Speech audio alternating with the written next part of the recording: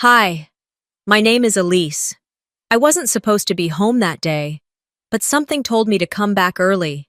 Maybe instinct, maybe something deeper. What I found still won't leave me.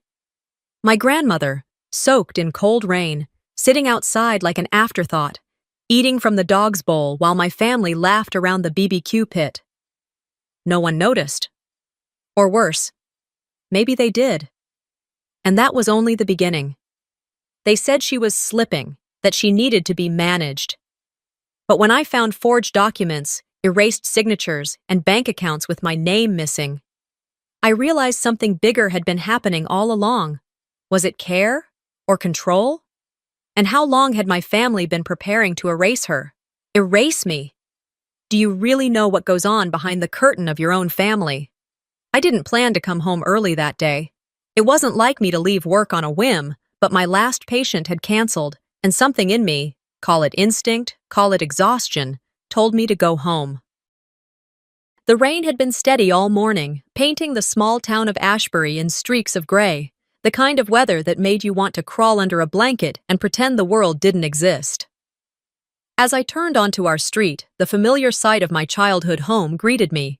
A two-story colonial with navy shutters and a backyard that had seen decades of family barbecues, Easter egg hunts, and whispered arguments behind closed doors. I noticed smoke curling from the backyard grill. Laughter floated through the air like perfume. Someone had the Bluetooth speaker going again. Classic rock, probably Dad's old playlist. No one knew I was coming. I parked and got out, not bothering to grab an umbrella. The rain wasn't the heavy kind, just enough to soak you slowly, the kind that made you feel every step. My shoes made soft slaps on the wet concrete as I headed up the front path. At first, I thought it was a shadow, just a shape slumped near the porch railing, a pile of blankets, or maybe a forgotten lawn cushion.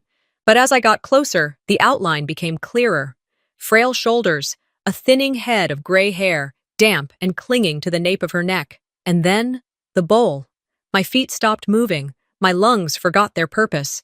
There she was, my grandmother, Henrietta Vale, crouched on the edge of the porch, knees drawn up like a child, soaked to the bone, eating dog food. She didn't see me right away. Her fingers, shaking, plucked at the soggy bits in the metal bowl, lifting them slowly to her mouth like it was nothing out of the ordinary. I stood there for a heartbeat too long, frozen in the most horrific stillness. Then I ran. "Grandma!" I gasped, my voice cracking. She flinched. Her eyes widened, and she looked up at me like I'd caught her doing something shameful. She didn't speak right away, just stared. I dropped to my knees in the wet, my jeans absorbing every drop. My coat was off my shoulders in seconds and wrapped around hers, though it barely covered half her body. "Who did this?" I whispered, holding her arms gently. "What happened?" Her lips trembled. "Don't tell them," she murmured. "I was hungry." Her voice was smaller than I'd ever heard it. Barely a whisper, but it shattered something in me. I looked toward the front door. Locked. Of course it was. I stood and pounded on it 3, 4, 5 times. Nothing. The laughter from the backyard kept coming, louder now, as if the people I shared blood with had all agreed to pretend the front of the house didn't exist. I pounded again. I tried the knob, jiggled it like I hadn't already confirmed it was locked. No footsteps approached. No one cared. Behind me, Grandma shifted. She was trying to sit up straighter, trying to smooth down her soaked sweater, like presentation mattered at a time like this. "She told me not to cause trouble," she said, almost to herself. "Said I ruined the vibe." My stomach twisted. "Who told you that?" She hesitated. "Your mother." I closed my eyes just for a second. I needed that second to keep myself from screaming. "She said I took a plate that wasn't for me," Grandma added quietly. "Said it was for someone important. She told me I embarrassed the family." My hands clenched into fists at my sides. The dog food, the rain, the locked door. My mother was laughing back there, probably sipping wine and making comments about someone else's potato salad, while the woman who raised her sat out here like a stray animal. Grandma coughed, a deep rattle in her chest. I moved to help her up, but she shook her head. "Let me sit," I don't want to fall. I sat down beside her. We didn't say anything for a while. The rain softened into a mist. I stared out at the backyard lights, blurry through the haze, listening to the occasional clang of tongs and the fake joy in those familiar voices. They left you out here, I said. It wasn't a question. Grandma sighed. They didn't want me inside. I wiped my face, not sure if it was rain or tears, probably both. This isn't over, I told her. I promise you, it's not over. She didn't respond, but I felt her lean slightly toward me, just enough to know she'd heard. Eventually, I stood and helped her to her feet. She wobbled, but I steadied her, my arm around her shoulder. Her fingers gripped mine like lifelines. We walked together along the side of the house, past the hedges and the rusted hose that always tangled itself no matter how carefully it was wound. The grass squished beneath our feet. The laughter got louder with each step. And as we rounded the corner and approached the back gate, I saw them, my family. My mother, Vera, in her lemon-yellow cardigan, holding court like always. My cousin Bryn, taking selfies near the grill. Zinnia, my niece, playing near the patio lights. They were all there, all pretending this was a normal day. I didn't plan to make a scene. But that was before I saw the way my mother looked at me, like I was the real problem. Her silence told me everything, and it wasn't just about Grandma. It was about all of us she couldn't control. The second I stepped onto the patio, the music dimmed beneath the weight of awkward glances and shifting feet. No one came to greet me. I didn't expect confetti, but a nod? A simple, "Hey, Elise." Apparently that was too much. Grandma leaned against me, wrapped tightly in my jacket, her hair still damp, her breath short. I scanned the yard. My cousin Bryn was mid-selfie, pouting with her cocktail in hand. She caught sight of me, eyes wide, and then, just as quickly, turned her back. The sliding glass door was just ahead. I guided Grandma toward it, my shoes squeaking on the damp patio stones. Through the glass, I saw a full spread, ribs glistening with sauce, bowls of pasta salad, paper plates stacked high. My stomach twisted. I knocked. A beat passed. I knocked again, harder. Inside, Bryn looked up. Our eyes locked. I tilted my head slightly, silently begging her to open the door. She hesitated. Then, as if someone flipped a switch, she drew the curtain shut. Just like that, the world behind the glass pretended we weren't there. Grandma's grip on my hand tightened. She didn't say a word. We stood there for what felt like a minute, maybe two. No one came. The wind stirred. My jaw clenched so tight I thought I might crack a molar. Finally, the side door creaked open. "Aunt Elise?" It was Zinnia, her little face peeking out with innocent confusion. She blinked up at me, then at Grandma, and then smiled like everything was just fine. "I thought you weren't coming." I crouched slightly, speaking softly. "Sweetheart, did someone tell you not to let Grandma in?" Zinnia nodded, as if repeating a routine. "Mom said she's acting weird again, that we shouldn't let her inside, because she might fall or ruin the party." Ruin the party. My throat burned. I forced a smile and said, "Thank you for opening the door, honey." She opened it wider and stepped back. I led Grandma through the kitchen entryway, past a counter full of open wine bottles and melting ice in solo cups.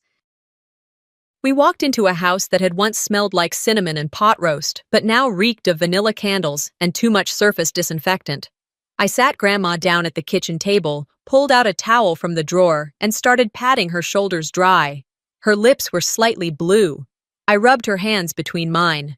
The temperature difference between out there and in here felt like an accusation. That's when I heard the heels. "Vera?" "My mother." "Elise?" she called, her voice already laced with disapproval. "What are you doing?" She stopped short when she saw Grandma, wet and hunched in the chair. "You brought her in?" she hissed. "I didn't realize your house had a no old women allowed policy," I said flatly. "She chose to go outside," Vera said, already reaching for a dish towel, not to help Grandma, but to clean the wet floor under her feet. "She said she needed air." "She was eating from the dog's bowl," I said. That stopped her, if only for a moment. She looked at me, long, cold, and said, "Better that than making a mess in the kitchen again." I stared at her, waiting for the punchline. None came. "That's what you're going with?" I asked. "That she's a hazard now?" Vera looked exhausted, as if I were the one causing her grief. "Elise, she's not herself lately. You haven't been around. You don't know how difficult she's become." I know she didn't deserve to be locked outside in the rain. She wasn't locked out. She wandered. You know she does that. I knocked twice. Bryn saw me. She shut the curtain. Vera scoffed. "You're reading into things. It's not always about you." I stepped closer. "No, it's about her. And you don't get to rewrite this just because the truth makes you uncomfortable." Vera narrowed her eyes. "Don't start." I'm already started. The kitchen was quiet now. The laughter from outside dimmed. Maybe someone turned down the music. Maybe they were finally listening.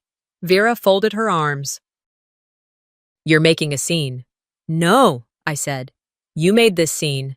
I'm just refusing to ignore it." Her nostrils flared. "Your grandmother has been declining. She can't be trusted to care for herself. She forgets things. She breaks things. She tried to microwave aluminum foil last week." "She's 78, not helpless. She remembers who I am. She remembered your birthday last month. She made that peach cobbler you love, and you didn't even touch it." Vera's lips pressed into a thin line. "She made that with her own hands," I continued. "And you threw it out because it wasn't presentation ready. She saw that, Mom. She didn't say anything, but she saw it." "This is not the time," Vera snapped. "We have guests." I stepped aside. "Then tell them why the guest of honor was in the rain, eating Purina." Her face changed. Just slightly. A flicker of panic. "I'm going to clean this up," she said quietly, brushing past me. She didn't look back at Grandma. I turned to see that Grandma had been watching the whole exchange. She didn't speak. Her eyes were glassy, but she gave me the smallest nod, just enough to tell me she understood I was trying. The rest of the afternoon blurred. The party didn't stop. It resumed around us. More drinks, more pictures. Someone lit candles even though it was only 4 p.m. and the rain had stopped. The house buzzed with energy I didn't recognize anymore. I sat with Grandma in the den, away from the noise. I made her a sandwich and warmed a blanket in the dryer. She smiled when I tucked it around her, but there was a sadness to her that hadn't been there before. A weight behind her eyes. And as I watched my family pretend none of this had happened, a quiet understanding settled over me. This wasn't just today. This wasn't about one rainy afternoon or one cruel oversight. This was the way they'd always been. They didn't forget her. They chose not to see her. And if they could do that to her, what had they done to me? I held the phone in my hand, the contact name, Doris Clem, glowing softly on the screen, but I didn't press call yet. Instead, I looked up at the kitchen, at Grandma quietly sipping tea from the same mug I used as a child, at the silence that stretched uncomfortably between the clinks of silverware and distant laughter from the yard. The air inside felt stale, heavy. A few minutes had passed since my mother walked away, dismissing both the confrontation and the woman who raised her. I glanced over my shoulder to see if anyone would walk in and say something, anything, but the only sound was the muffled playlist still humming through the speaker outside. I tucked my phone into my back pocket and turned back to Grandma. She was trying not to make a mess, carefully placing the mug back on its coaster, smoothing the napkin on her lap, even though no one else here used one. Her hands were still trembling slightly. I reached for a towel, dabbed at her sweater again. "You warm enough?" I asked gently. She nodded but didn't look at me. "It's fine, honey. I'm just embarrassed." That word gutted me. She was embarrassed, not them. Not the people who locked her outside and laughed over ribs and red wine. Her. I tried to swallow the lump rising in my throat, pretended to stir her tea again just to keep my hands busy. The storm outside had passed, but the clouds inside hadn't moved. Just then, I heard her footsteps. Mom reappeared in the doorway, arms crossed, mouth tight. "Elise," she said, her voice measured. "We need to talk. Alone." I straightened. Anything you want to say to me? You can say in front of her. Vera sighed like I'd asked her to solve world peace. You're making this into something it's not. She wanted to be outside. You're reading it all wrong. She was outside, in the rain, eating from a dog bowl, I said flatly. That's not reading it wrong, that's calling it what it is. She's been confused lately, Elise. You haven't seen it. You don't know what it's like dealing with her every day. That landed. For a moment, I said nothing. She was right about one thing. I hadn't been around as much. My job kept me busy. The city was hours away. I visited when I could, but maybe not enough. Still, I looked back at my grandmother, and then at my mother, and it hit me hard. She wasn't confused. She was discarded. She's not losing her mind, I said. You are. Your empathy, your decency. They're slipping. Fast. Vera narrowed her eyes. You always have to be the one who points fingers. Always the self-righteous one, like you didn't spend years running away. There it was, the venom. The years of resentment that lived just beneath the surface of her calm. I didn't respond. I just picked up Grandma's now empty mug, refilled it with warm water from the kettle, and brought it back to her. Her eyes met mine with quiet gratitude. Don't treat me like I'm the villain, Vera said, still standing in the doorway. You always do this, turn everything into drama. Then stop giving me scripts to work with. Her lips parted in shock, but she had no comeback. She turned and left, the doorframe swallowing her like a stage curtain. I sat down next to Grandma again, breathing slower now. Do you remember when I was little? I asked. And you used to tell me that I should only speak when it truly mattered? She smiled faintly. I remember. I think I misunderstood that, I said. I think I waited too long to speak. She reached for my hand, covering it with hers. You're speaking now.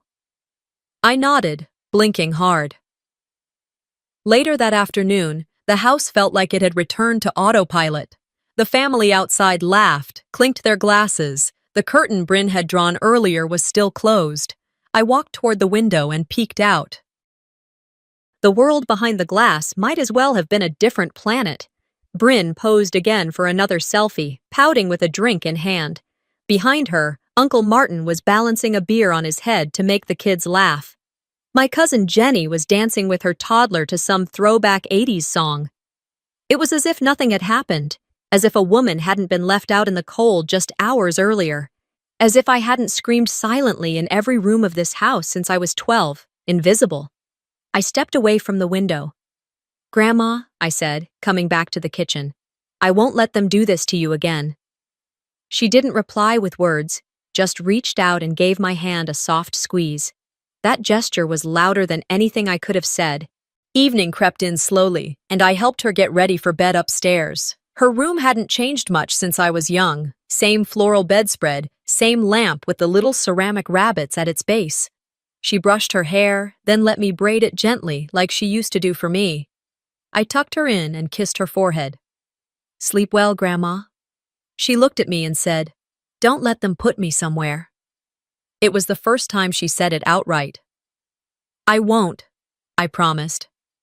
I stepped out of the room, closing the door softly behind me, then walked down the hall to the guest bedroom, the one I used to sleep in during summers.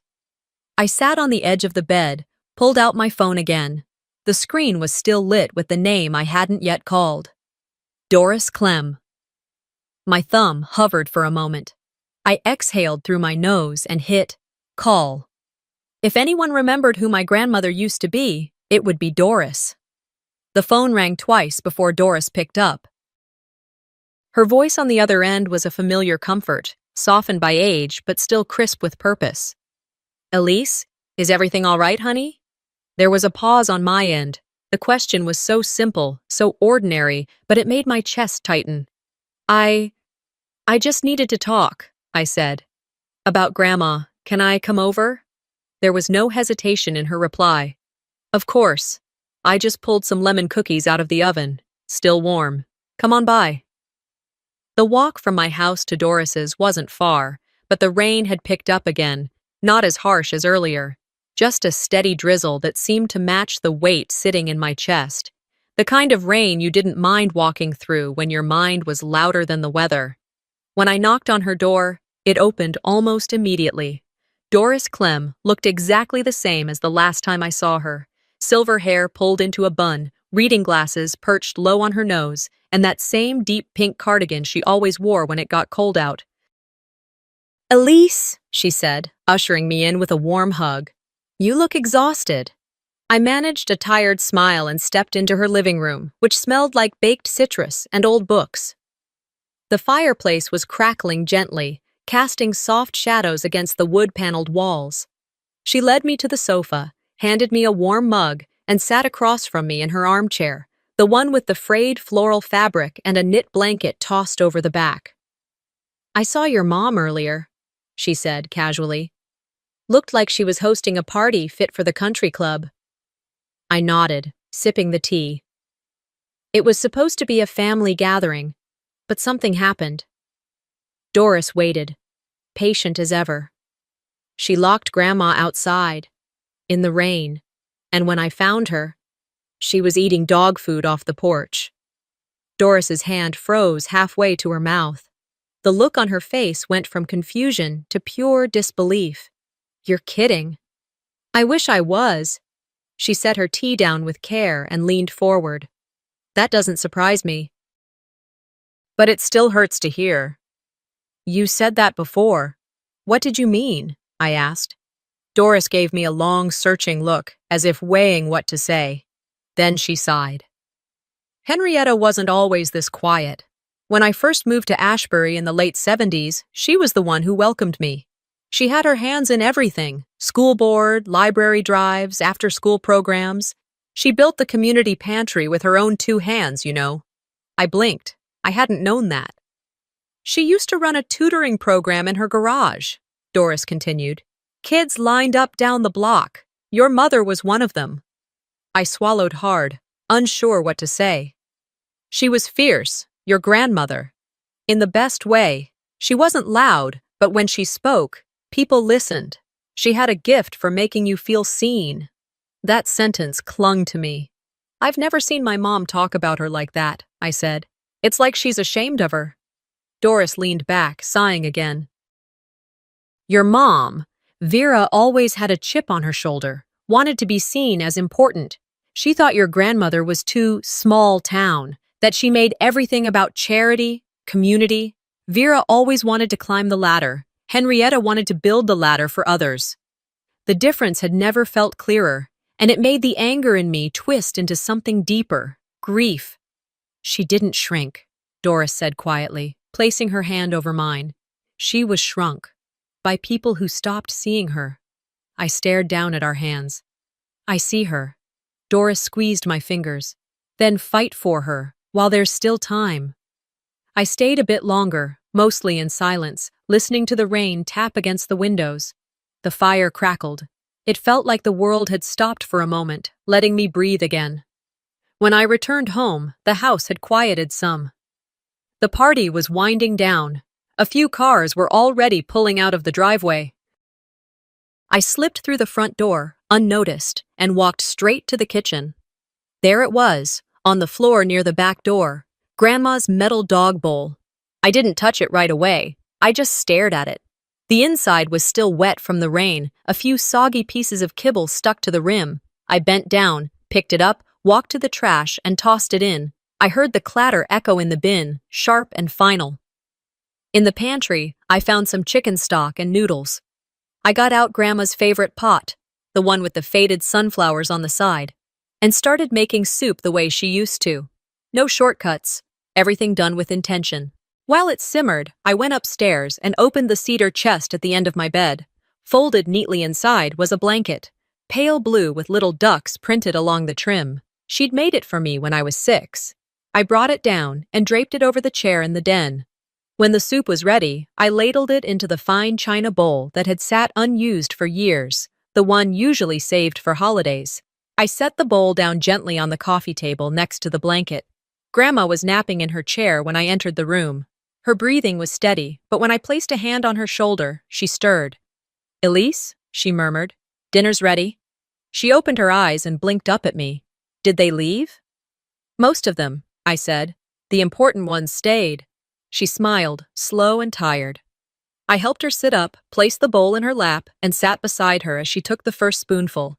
Halfway through, she set the spoon down and looked at me. Her eyes were clearer than they'd been in hours. They said if I don't sign soon, they'll move me, she whispered. The warmth in the room drained in an instant. Move you where? I asked, though I already suspected. Someplace where I won't disturb guests anymore. I stood and walked to the window. The yard was quiet now. The string lights were still glowing softly. Plates left behind, chairs knocked slightly out of place. I took a breath, turned back to her. You're not going anywhere. She didn't respond, but the look she gave me was all I needed. Later, as night fully took over and the house settled into its usual creaks and hums, I found myself outside again. The sky was still cloudy, but the rain had stopped. I walked toward the patio where earlier my family had laughed like nothing was wrong, and I stood there, in the middle, hands steady, voice strong. Mom, I said, loud enough for the wine glasses to stop clinking. Can we talk? The moment I said it, every conversation on the patio died mid-sentence. Forks hovered, frozen mid-air. Wine glasses stilled in hands. My mother stood at the far end of the backyard, flanked by her sisters and a few of their respectable friends from her gardening club. She turned to face me slowly, like I was the unexpected guest no one remembered inviting. Her face tightened, but she managed a measured smile as she walked toward me, glass of Pinot Grigio in hand, held just high enough to pretend the tension wasn't settling thick over everything. Elise? She said, low but pointed. Now's not the time. I think it is, I replied, folding my arms. You made time to humiliate Grandma. I'm making time to talk about it. Someone coughed behind me. A chair scraped. Vera's expression shifted to annoyance, masked as concern. We have guests. You're making a scene, she said through her teeth. I'm not the one who locked a 78-year-old woman outside, I replied. In the rain, during your family party. Her jaw clenched. This is not for public conversation. I stepped forward. Are you trying to move her out? Is that what this is about? Her eyes narrowed. You don't understand what's going on. Then explain it. She's been slipping, my mother said flatly. You wouldn't know, because you only visit when it's convenient, but I see it every day. The forgetfulness, the messes. It's not safe anymore. You mean it's not convenient for you anymore, I shot back. Elise, her voice turned sharp. She almost left the oven on all night last week. She flooded the laundry room. She wandered out into the street. She was standing on the porch, I interrupted, because she thought she wasn't welcome inside. You told her she was ruining the atmosphere, and she believed you. People were watching now. A few of our cousins had gathered near the grill, pretending not to listen, but their faces told a different story. Even Bryn had stopped mid-pose, her phone now at her side. She understands everything you're saying, I continued. She just doesn't understand why you stopped treating her like family. Vera turned her back on me and walked toward the table, signaling the discussion was over. But it wasn't. Then, right on cue, Bryn's phone made a loud ding. Several people glanced down at their own devices. Murmurs started spreading like wildfire. What the? Someone whispered. I turned to Bryn, whose screen was still open to a live stream, our family party, public to anyone with a link. In the top corner, a flood of real-time comments was still rolling in. Who's the old lady outside? Why is she eating from a pet bowl? She looks cold. WTF is going on here? And then, the one that hit like a bullet. Why is she sitting in the rain while you're eating ribs? Vera's head snapped toward Bryn. Bryn's eyes widened. I didn't know it was public, she stammered. I just meant to send it to the family group. Turn it off! Vera barked, snatching the phone. Too late. The truth had already been broadcast to the world. The blood drained from Vera's face as she saw the flood of outrage. Her wine glass shook slightly in her hand before she set it down hard on the table. Inside, she said to me. Now. She stormed into the house, and after a second of hesitation, I followed. Inside, she spun on her heel, shutting the door behind me with more force than necessary. "You've embarrassed this family enough," she hissed. "You embarrassed yourself," I snapped. "I just didn't let you bury it. You think I enjoy this?" she snapped, voice rising. "Do you think I wanted to be the one responsible for her declining health? I didn't sign up to be her nursemaid." "No," I said. "You signed up to be her daughter, and at some point, that stopped being enough for you." Vera's eyes flared. "She's losing it, Elise. She thinks it's 1984 half the time. You weren't here. You don't get to judge me." "I saw her today," I said, voice steady. "She knew exactly who I was. She told me how scared she was. She said if she didn't sign whatever you put in front of her, you'd send her away." My mother laughed, short and bitter. "She's manipulating you, just like she always does." I stepped closer. "She's not losing her mind. She's losing you." There was a beat of silence, just the hum of the refrigerator and the tick of the kitchen clock. "I'm done tiptoeing around this," I said. "If you try to force her into some facility she hasn't agreed to, if you make her sign anything she doesn't understand, I won't let it slide." She crossed her arms, still postured like she had control. "You never had the backbone to stand up to me. What makes you think anyone will take you seriously now?" I took one slow step forward, lowering my voice. "Because I found her in the rain, and that's all anyone needs to know." I didn't wait for her reply. I turned, walked down the hallway, and made my way upstairs, my heart pounding, not from fear, but from clarity. Something inside me had shifted, and there was no turning back. When I got to my old bedroom, I sat on the floor beside the antique desk I used as a teenager. My fingers traced the edge of the bottom drawer, the one with the tiny brass lock that used to hold my journals, letters, secrets I never wanted shared. I reached under the desk and pried open the panel I had long ago wedged shut with a hairpin. The old key was still there, taped to the back of the drawer with yellowed masking tape. I opened it. Inside were old documents, a few childhood drawings, a letter from Dad from a year before he passed. And then, something else. A manila envelope. I opened it carefully. Inside were notarized forms, property documents. One of them was signed by Henrietta, but it wasn't her handwriting, and the ink was fresh. My pulse quickened as I read through them. Everything was detailed, typed out professionally, transfer of ownership, power of attorney, all in Vera's name. My chest tightened. I sat back against the desk, documents in hand, the truth finally laid out in black and white. The thing about growing up in a house full of polished surfaces is that you learn how to find what people are hiding beneath the shine. I stayed seated on the floor for several long minutes after reading the documents, the silence of my old room closing around me like a heavy blanket. The air tasted stale, part dust, part memory, and the only sound was the ticking of the same clock that used to wake me up for school 2 decades ago. There in my lap were the truths no one thought I'd ever see. Property transfer forms with Grandma's name scribbled out and my mother's written in. Signatures that didn't look like Grandma's at all. One form even had a notary block already filled out, but no witness name. The date? 2 weeks ago, right around the time Vera started pushing Grandma harder, becoming more urgent about her paperwork. My hands trembled, but not from fear. It was fury now, not explosive, not shouting, but slow, controlled. That quiet kind of anger that sits low in your gut and tells you, this isn't just wrong, it's personal. I took pictures of every page, front and back, scanning them with my phone's app. I double-checked that they were saved to the cloud and a backup folder.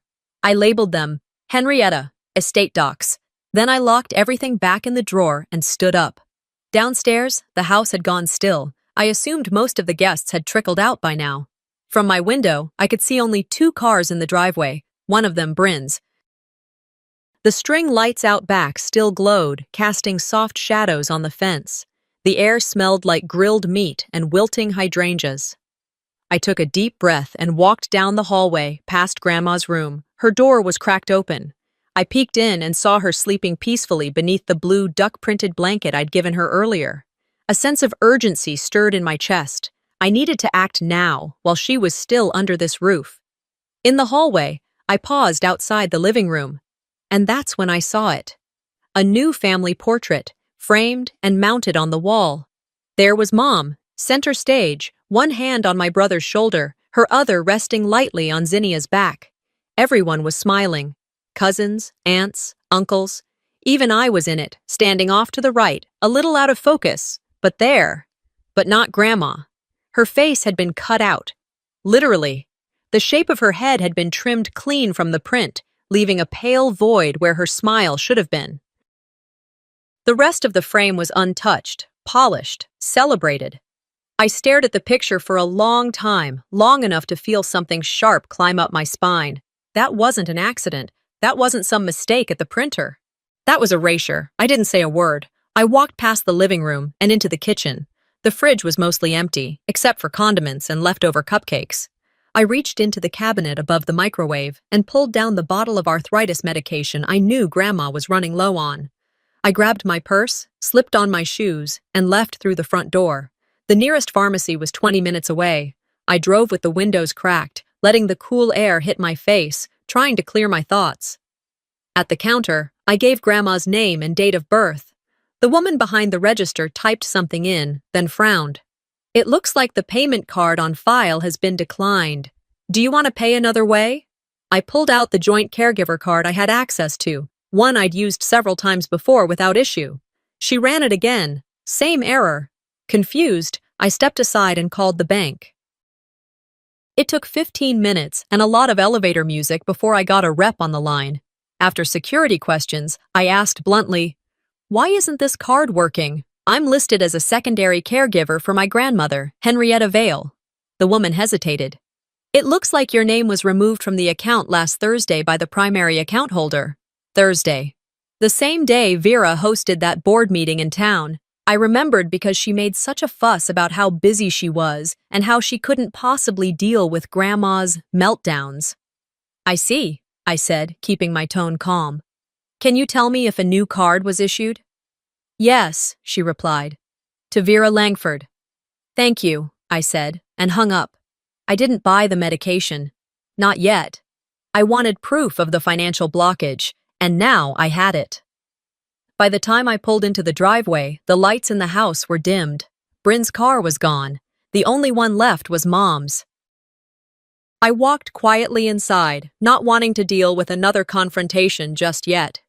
In my room, I kicked off my shoes, opened my laptop, and started a new folder on my desktop. Folder name, Henrietta Case. I uploaded the scanned documents. I added a typed log of today's pharmacy visit. I wrote down the date I noticed my name was removed from the caregiving account. Then I included a photo of the edited family portrait, just in case I ever needed to explain the emotional manipulation at play. The final piece? A brief recording of Grandma's words from earlier. "They said, if I don't sign soon, they'll move me." I'd recorded it without her knowing, only because something in me felt like I might need it one day. That day had come. When I finally shut the laptop, it was well past midnight. The house was silent, except for the occasional creak of the old floorboards. I stared at the ceiling for a long while, letting everything settle. And then, I picked up my phone. There was one name in my contacts I hadn't used in years, but I remembered it because he once handled a case involving a nursing home where I worked. A good man. Honest. Direct. Detective Calder Nash. I didn't hesitate. I sent the text. "I need to report a case of elder abuse and financial fraud. Can we talk?" I watched the typing bubble appear almost instantly. "Call me in the morning." I smiled faintly. I had one move left, and it started with a phone call to the only person who might believe me. The morning after I sent that message to Detective Calder Nash, the house felt different, not quieter. Quieter would have been peaceful. It felt paused, like everyone was holding their breath, waiting for someone else to speak first. Vera wasn't pacing or barking orders. No one asked what I was doing up early. Even Grandma stayed in her room, not because she was afraid, but because we both knew the ground was about to shift. I knocked softly on her door before entering. She was already awake, sitting upright with her lap blanket neatly folded. the blue one with the ducks. Her hands were folded, calm, like she'd been waiting for me. I sat on the edge of her bed and handed her a small mug of chamomile. She took it with a quiet thank you and looked out the window. "I found something," I said softly. Her gaze shifted, curious but cautious. "In your drawer, papers with your name erased, contracts with Mom's name written over, and a notary seal that's fake." She didn't look surprised. That stung more than if she had. "I thought maybe you didn't know what was happening," I continued. "But you did, didn't you?" Still no reply, just a tiny nod. I reached behind her pillow to fluff it, and that's when I felt it. A small piece of paper, folded tight and shoved deep into the case lining. I pulled it out gently and handed it to her. Her eyes widened slightly, and she hesitated before opening it. Her lips pressed together. I couldn't tell if she remembered writing it or just recognized her own fears. I took it from her gently and read aloud. "If they take me, don't forget me. If I disappear, promise you'll look." The words cracked something open in my chest. "Oh, Grandma." My voice broke. I didn't even realize I was crying until the back of my throat tightened and my eyes blurred. All the years of being told I was too emotional, too reactive, too much, it all spilled out in that one moment. She'd written it because she believed no one would come for her, not even me. I took her hand and brought it to my lips. "I'm so sorry, but it ends now." A couple hours later, I stood outside on the front steps, phone in hand, waiting for the call I'd scheduled. At exactly 10 a.m., it rang. "Remiel," the voice on the line said. "It's been a while." "Detective Nash," I replied, clearing my throat. "Thanks for getting back to me." "Always," he said. "You mentioned elder abuse and document fraud?" "Yes," I said.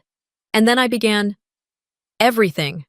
I told him about the forced isolation, the gaslighting, the financial manipulation, the power of attorney documents forged behind closed doors. I sent photos, scans, time-stamped texts. I described the pattern, the signs, the night in the rain. "I know it sounds unbelievable," I said. "You'd be surprised what I've seen," he replied. A pause, then, "I'll be in town tomorrow. I want to meet you and her. Is she coherent enough to give a statement?" "More than anyone gives her credit for," I answered. We set the time, noon. My heart beat a little faster when I hung up. This was happening, but I wasn't about to wait. By noon that day, I confronted Vera. She was in the dining room, tidying up, pretending she had nothing to hide, polishing the silverware like it would absolve her. "You crossed a line," I said, stepping into the room. She didn't look up. "What now?" "I found the contracts, the ones where you tried to take the house." Still, she didn't flinch. "This isn't abuse. It's family logistics." I dropped the stack of photocopied documents onto the dining table. "Then explain this to a judge." Finally, she looked up, and the look on her face shifted from indifference to something darker. A flicker of fear, of losing control. "You don't know what you're talking about," she said, her voice still calm but strained. "No?" I pulled out my phone. "Then explain why my name was removed from the caregiver bank account the same week you filed this. Why Grandma's signature doesn't match. Why she wrote a note asking me not to forget her." She laughed, but it came out brittle. "You've always been dramatic, just like her, emotional. That's why no one listens to either of you." I stepped closer. "They're going to listen now." Just then, a knock came at the front door. Vera flinched. "Who's that?" "Detective Calder Nash. He's here for a statement." Her face drained of color. I opened the door and greeted him with a firm handshake. He was in plain clothes but carried the same quiet authority I remembered, a man who'd seen enough to stop pretending things were always what they seemed. We sat in the living room. He asked questions, took notes. He spoke to me, then to Grandma. Kindly, respectfully. He asked her things directly, waited for her to answer, even when it took a few extra seconds. She told him about the pressure, the confusion, the threats, about how she'd been told she was making things harder for everyone. Vera hovered nearby, trying to jump in. "Ma'am," Nash said, without looking at her, "if you interrupt again, I'll have to ask you to leave the room." She did. After nearly an hour, he closed his notebook. "This could go criminal," he said flatly. "I suggest you cooperate." Vera glared at me like I'd just undone her entire life plan. Later, as I walked Nash out, he gave me a tight smile. "You did the right thing." I nodded, feeling like I could breathe for the first time in days. Back inside, Vera stood near the dining table again, but she wasn't polishing anything now. Her hands were clenched, her voice low and sharp. "You want a war, Elise? You've got one." I stepped into the room fully and looked her dead in the eye. "Good. I stopped being afraid of you when Grandma started eating out of a dog bowl." She blinked, once. Then I turned and walked away. The courthouse bench felt harder than I remembered.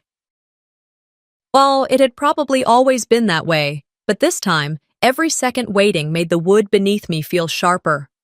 I sat with Grandma's hand in mine, her thumb gently brushing over mine in slow, small circles, more to soothe me than the other way around. Across the hall, Vera sat stiffly, her spine straight as a ruler, her blouse perfectly pressed. She didn't look at us, not once. She stared straight ahead like she wasn't sitting across from the woman she tried to disappear. "Ms. Vale?" the clerk called out. I stood with Grandma and guided her into the hearing room. It wasn't a trial, not yet, just a review of the guardianship motion and the question of her competency. But everything was riding on this, whether she kept her house, her name, her right to exist in her own life. Inside, the room was warmer than I expected, the lighting soft but the air tense. I helped Grandma into the witness chair. Detective Calder Nash was already seated, his file open in front of him. The judge, an older woman with gray streaks and a calm tone, took her place. The proceedings started slowly. Legalese. Statements. Vera's lawyer gave a practice speech about concern for Henrietta's safety and ensuring structured care. I bit the inside of my cheek. Then it was my turn. I presented the forged documents, the financial records, the statements from the pharmacist and the caregiver log Grandma kept in the drawer that Vera never bothered opening. When the judge asked if Henrietta would like to speak for herself, Grandma cleared her throat, sat up straighter, and said in a voice clearer than it had been in weeks, "I'm not confused, I'm not weak, and I don't want to leave my home." You could have heard a pin drop. After a beat, the judge nodded. She looked over the documents, took a moment longer than expected, and then read aloud. "This court finds that Henrietta Vale is mentally competent and in full control of her estate and affairs. All documents filed on her behalf without her consent are nullified. The home deed remains under her name." A wave of breath rushed out of me. It wasn't dramatic, but it was real. I turned and looked at Vera. Her hands clutched the table edge so tight her knuckles had turned white. She looked pale, stripped, not like someone who had lost a legal battle, but like someone who'd just realized the game she'd designed had slipped through her fingers. But it didn't stop there. Grandma turned in her chair slowly and said, "Your Honor, I'd like to update my will." The judge raised a brow but nodded. "Go ahead, ma'am." "I want everything I own, this house, my savings, everything, to go to my granddaughter, Elise. She's the one who saw me. She's the one who stayed." Vera gasped, rising from her seat. "This is manipulation," she blurted. "She's being coached. This is coercion." The judge didn't even blink. She simply banged the gavel once. "Sit down, Mrs. Langford, or I'll have you removed." I didn't smile. I didn't gloat. But I did reach over and squeeze Grandma's hand once more. When we walked out of that courthouse, the sun had just started to break through the clouds. The air still smelled like rain, but it wasn't heavy anymore. We drove home in silence. I parked in the driveway, walked Grandma up the porch steps, and helped her inside. Then I walked back to my car, opened the glove compartment, and pulled out the official copy of the court order I'd asked for. Vera was waiting in the living room. Her arms were crossed, her eyes rimmed red, but her mouth set in a bitter line. "I'm not leaving," she said before I could speak. "You are," I replied calmly. "You have 24 hours, she scoffed. "You think you can just kick your own mother out?" "I'm not kicking you out," I said. walking over to the front door and taping the official eviction notice to the inside window. The state of Oregon is. Her voice broke slightly. I did everything for this family. I turned to face her fully. You did everything for yourself, at the expense of the people who built the very ground you're standing on. And now, you don't live here anymore. None of you do. Her eyes widened. You can't mean that, she said. I tilted my head. Don't test me. In the next hour, the house slowly emptied. My uncle took down his fishing rods from the garage. Bryn stormed upstairs to grab her phone chargers. Cousins whispered, mouths twisted in confusion, some embarrassed, some indifferent. Vera packed with deliberate slowness, as though dragging the minutes would change the outcome. But by sundown, they were gone. I stood in the doorway of the backyard as the final taillight disappeared down the hill. The patio was littered with forgotten party decor, plastic cups, half-empty cans, a shriveled balloon. I walked through it all. No shoes, just quiet steps over the same stones where my grandmother had once sat, freezing and humiliated. This space used to feel like home only on the surface. Pretty on holidays, pleasant for photos, but now it felt honest. I bent down and picked up the old family photo that had been cut, the one where Grandma had been sliced out. I walked out front, where Vera was stuffing the last suitcase into the back seat of her car. Without a word, I placed the photo on the driveway in front of her tire. She looked down, scowled, and started to move it aside. Read the back, I said. She flipped it over. On the back, I had written in permanent ink, "Don't worry." I kept the original. She looked up at me, and for the first time in my adult life, I saw her hesitate, really hesitate, not out of fear, out of recognition, out of the realization that she had underestimated me. I didn't speak. She drove off, and for the first time in years, the house felt like it belonged to someone who remembered why it mattered.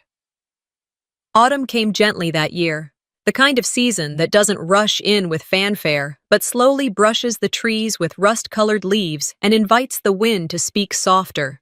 It had been almost 12 months since the day I watched Vera's car turn out of the driveway and disappear for good. And now, here we were. Grandma and I stood side by side at the kitchen counter, aprons dusted with flour, fingers sticky from the cinnamon rolls we were rolling tight with extra sugar. The house didn't creak the same way anymore.